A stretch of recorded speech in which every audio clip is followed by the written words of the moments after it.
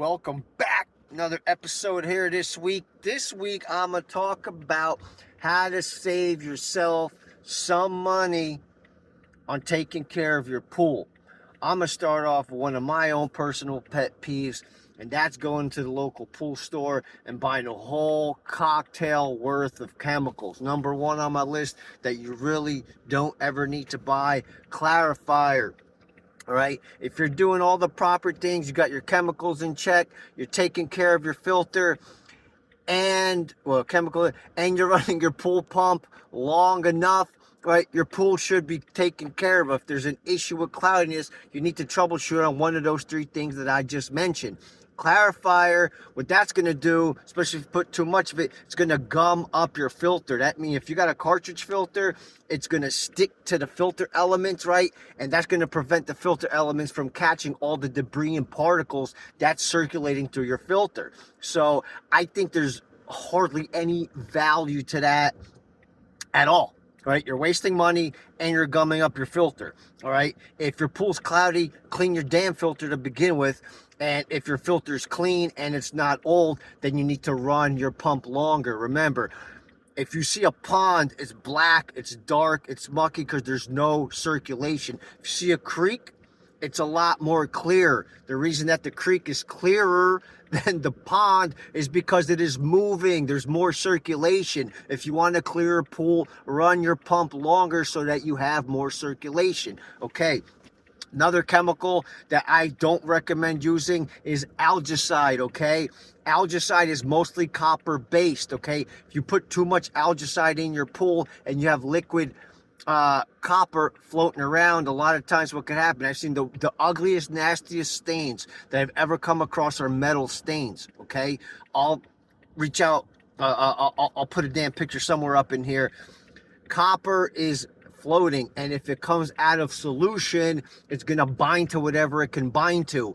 And what it's going to bind to is your pool surface, which means that your pool surface is going to look nasty. Again, if your pool is not looking clear and clean, it's either your chemicals, it's your filtration, or you're not running your pump long enough. You don't need to add clarifier, and you definitely don't need algaecide. I think that's just an upsell. You go in there, it's a retail store, and honestly, I think that the retail store, they serve a good purpose. You can go in there today and not have to wait, for emergency, like on Amazon, wait 2 days. If you really need something in a pinch, you go there. So I'm not throwing them under the bus, but I understand that a retail store has a lot of overhead. They have a mortgage or a lease payment, insurance, they have payroll taxes. They have to mark up their items in order for them to make a profit, or the store is going to be out of business. But for you, the pool owner, the homeowner, in order for you to save money, which what I'm here to do is help you save money, help you take care of your pool, you don't need to buy that stuff. You really just don't. Another thing that's going to help you avoid overusing chemicals is test your pool water. All right.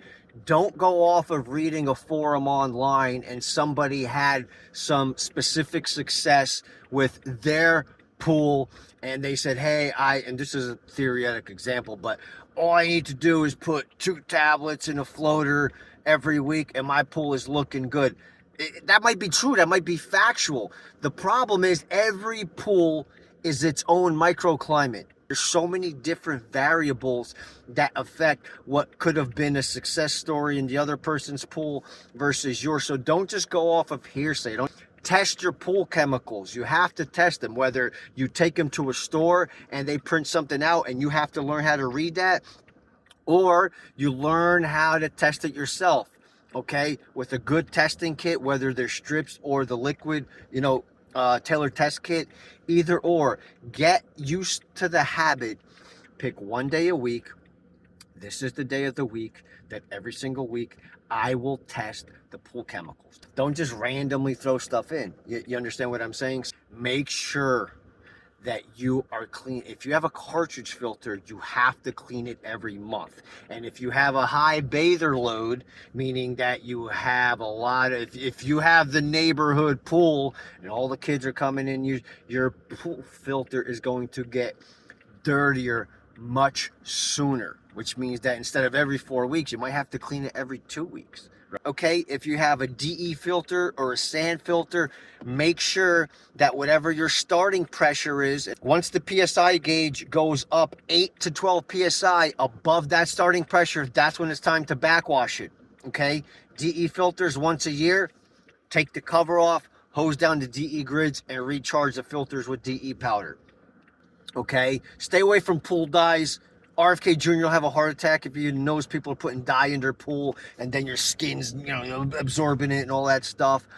If you have a party and it's super cloudy afterwards, don't go overboard. Don't get all pumped up and say, I'm going to put this into the pool. I'm going to throw that into the pool. It's going to make it look better and clear. If you want your pool to be super clear, run your pump longer, clean your filter more frequently. Those two things, that combination is going to make, of course with chemicals, but those two things together is the best thing you can do to make your pool run or look cleaner and clearer. Okay, so that's what I got for this week. Don't waste money on everything that the stores tell you, or you read this or you read that. Save your money and enjoy your pool, and I'll have another video next week. Take care.